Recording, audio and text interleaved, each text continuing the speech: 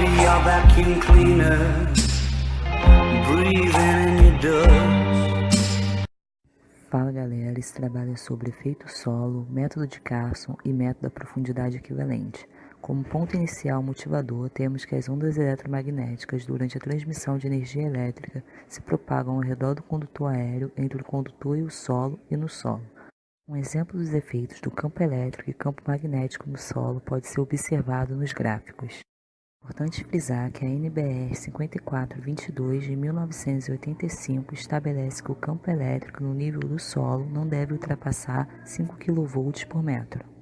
Essa determinação se deve ao fato que, dependendo da magnitude do campo elétrico, este pode provocar desde incômodos em pessoas próximas da linha até causar choque elétrico violento caso a pessoa encoste em objeto metálico.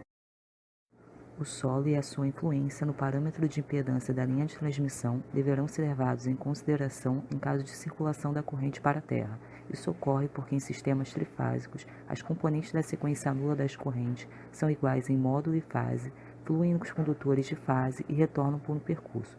Se esse retorno for feito pelo solo ou pelo solo em paralelo com outro percurso, como os cabos para-raios, é necessário levar em consideração a resistividade do solo, bem como a distribuição das correntes no mesmo, para determinar as reatâncias indutivas e a resistência às correntes de sequência nula em sistemas desequilibrados.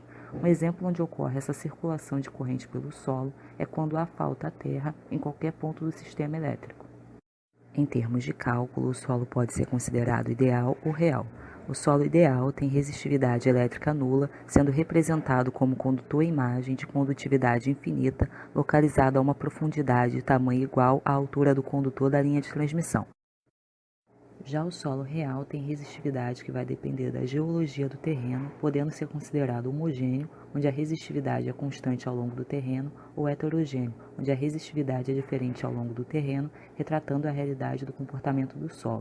Como não se conhece com exatidão a natureza físico-química, a modelagem considerando o solo heterogêneo é bastante complexa. Por conta disso, geralmente opta-se por usar o modelo de solo homogêneo, visando considerar que o solo modifica a intensidade do campo magnético do condutor e que, em caso de circuitos monofásico ou trifásico não balanceado, ocorre alguns retornos de corrente ao longo do solo.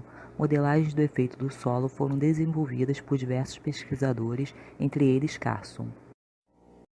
Olá! Hoje irei falar para vocês sobre o método de Carson. Esse método serve para determinar o parâmetro de impedância série Z. No cálculo, leva-se em consideração o efeito da propagação das ondas eletromagnéticas no solo real, não mais considerando esse solo com condutividade infinita, o que afeta o cálculo do campo elétrico longitudinal na superfície dos condutores. Para isso, algumas considerações foram feitas: solo plano e homogêneo, condutividade constante ao longo da linha, cabos para-raios com permeabilidade magnética constante, condutores paralelos entre si e ao solo, raios nos condutores muito inferiores às distâncias envolvidas e uma propagação TEM.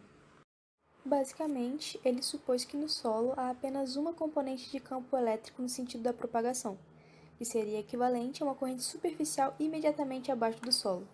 Ele também considerou que a propagação transversal dos campos é instantânea. Essa modelagem é apropriada para frequências de até 1 ou 2 MHz. Carson não só propôs como solucionou o método. O parâmetro Z é então obtido através de uma integral imprópria com integrantes complexos, que tem de ser expandido numa série infinita para ser calculado computacionalmente. Percebe-se que o cálculo é muito trabalhoso, mesmo computacionalmente falando. Por isso, existem algumas aproximações. Hoje, iremos falar sobre uma em específico. No modelo aproximado DE, somente o primeiro termo de cada série de correção é considerado. Em outras palavras, o solo é visto como um único condutor de profundidade DE, a variável θ é desprezada, resultando nas seguintes equações. A resistência de retorno pela Terra é dada pela seguinte fórmula. Para calcular a impedância da linha de transmissão, faz-se a soma complexa da resistência à corrente alternada dos condutores e de sua reatância indutiva na frequência do sistema. Na impedância própria, a parte real é formada pela resistência da linha e resistência do retorno pela Terra. Já no caso da impedância mútua, somente a resistência do retorno pela Terra é considerada na parte real. Observe que ao desprezarmos θ, o termo de correção da resistência devido ao solo torna-se constante proporcional à frequência do sistema, enquanto o termo de correção da reatância indutiva é proporcional à resistividade do solo e inversamente proporcional à frequência. O termo de destaque é chamado de distância equivalente DE.